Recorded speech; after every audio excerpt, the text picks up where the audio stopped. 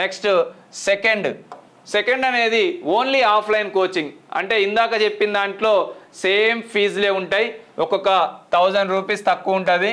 So ఇక్కడ 9000 rupees అవుతుంది.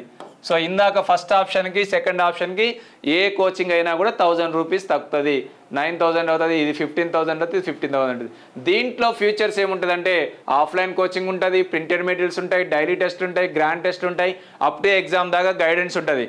Except online అనేది ఈ ఆప్షన్లో మీకు ఒక 1000 రూపీస్ తక్కువ చేస్తే ఓన్లీ ఆఫ్లైన్ కోచింగ్ ఇస్తాం. Total offline printed materials, daily టెస్ట్లు అండ్ గ్రాండ్ టెస్ట్లు కూడా మీకు టెట్ కానీ డిఎస్సి కానీ ఇస్తాం. సో ఇంకొక విషయం ఏంటంటే దీంట్లోనే ఇక్కడనే చాలామంది ఓన్లీ టెట్ కాకుండా TET 1 plus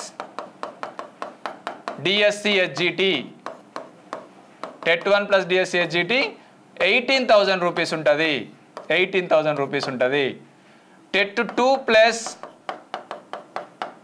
DSC school assistant 20,000 rupees ఉంటుంది.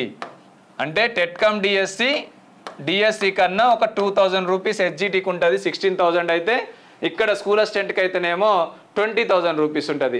వేరు తీసుకుంటే 26,000 అవుతుంది.